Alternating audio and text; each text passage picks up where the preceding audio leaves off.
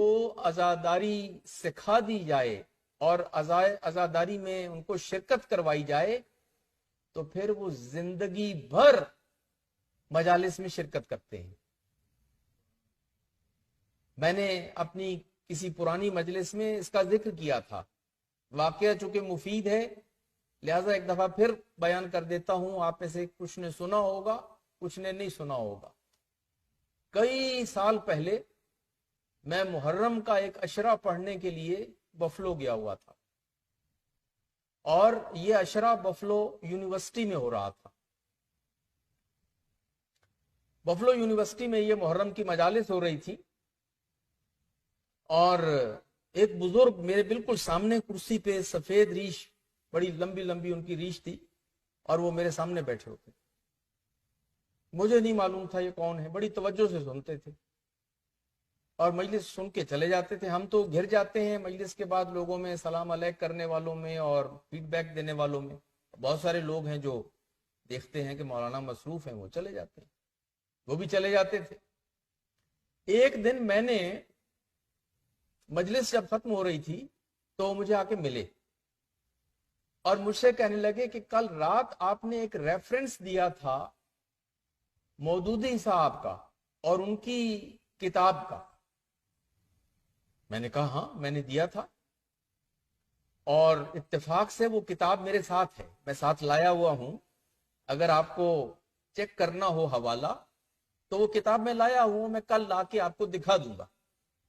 کہنے لگے نہیں مجھے کتاب دیکھنے کی ضرورت نہیں ہے, مجھے تو اپنے باپ کا نام سن کے کل بڑی خوشی ہوئی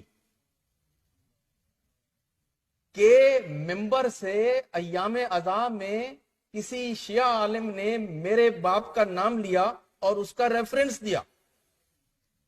اچھا اتنا تو ہمیں معلوم تھا کہ مودودی صاحب کے ایک بیٹے جو ڈاکٹر تھے اور وہ بفلو میں ہوتے تھے, یہ سنا ہوا تھا ہم نے, جو کہ مودودی صاحب کا انتقال بفلو میں ہوا تھا. اگر آپ کے علم میں ہو, وہ جب بیمار تھے نا اور گنٹھیا کے مریض تھے تو اپنی بیماری کے آخری ایام میں علاج کے لیے وہ امریکہ آئے, اور بفلو نہیں کہا جاتا تھا, نیو یارک کہا جاتا تھا پاکستان میں. ظاہر بفلو نیو یارک میں ہے, چھوٹا شہر ہے, تو خبروں میں یہ ہوتا تھا کہ مودودی صاحب علاج کے لیے نیو یارک گئے ہیں, اور نیو یارک میں یعنی بفلو میں ان کا علاج ہو رہا تھا, بیٹے ان کے ڈاکٹر تھے.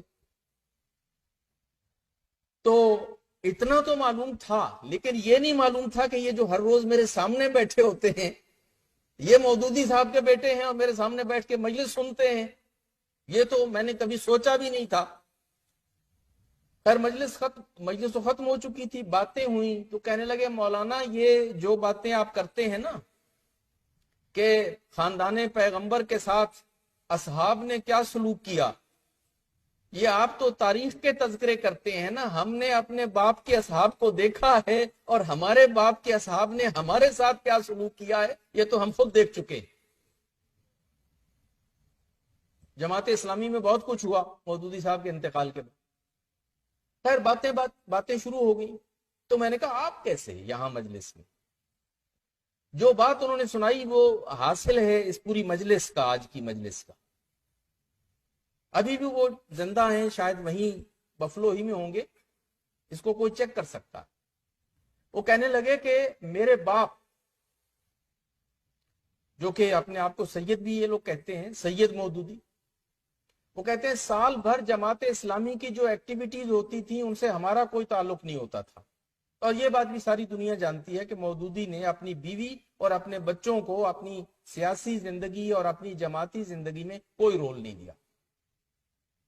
وہ بالکل ایک الگ خانہ تھا, اور اس کی سیاسی زندگی اور جماعتی زندگی وہ ایک الگ چیز تھی. کہا ہمیں کسی چیز سے کوئی تعلق نہیں ہوتا تھا, صرف جب محرم آنے سے ایک ہفتہ 10 دن 2 ہفتے باقی ہوتے تھے تو میرے والد ہماری ماں جن کا نام محمودہ بیگم تھا ان کو بلا کے کہتے تھے کہ فلاں تاریخ سے محرم شروع ہو رہا ہے, اور دیکھیے شام کو کوئی پروگرام اور نہیں ہونا چاہیے, مجالس شروع ہوں گی, ہمیں پہلی محرم سے لے کے 10ویں محرم تک ہر روز مجلس میں شرکت کرنی ہے. یہ کون کہتا تھا؟ سید مودودی. یہ کون بتا رہا ہے؟ ان کا بیٹا، کہ بیگم محرم آ رہا ہے، کوئی ایونٹ، کوئی پروگرام، کوئی دعوت، کوئی کچھ نہیں ہوگا، ہر رات کو ہمیں سب کو، پوری فیملی کو جانا ہے مجلس سننے کے لیے۔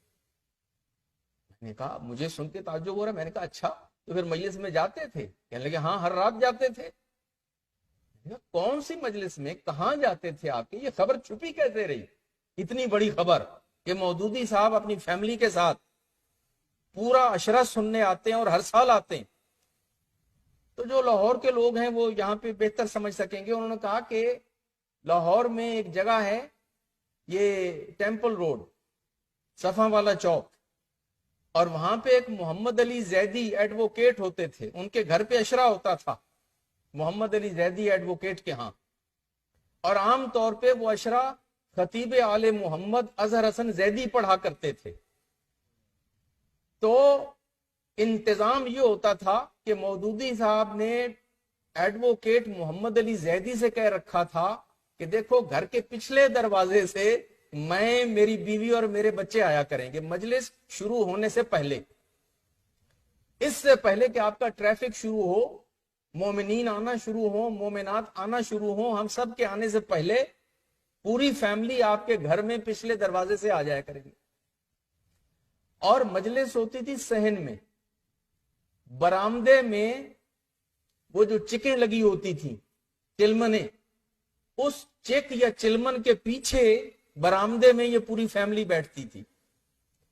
آپ کو معلوم ہے، آپ کے گھروں میں ہوں گے برآمدے، چکیں، چلمنیں، اس میں ہوتا یہ ہے کہ جو اندر بیٹھے ہیں وہ تو باہر والوں کو دیکھ رہے ہوتے ہیں، لیکن جو باہر میں بیٹھے ہیں صحن میں، وہ نہیں دیکھ سکتے کہ اندر کون بیٹھا یا کوئی بیٹھا ہے یا نہیں۔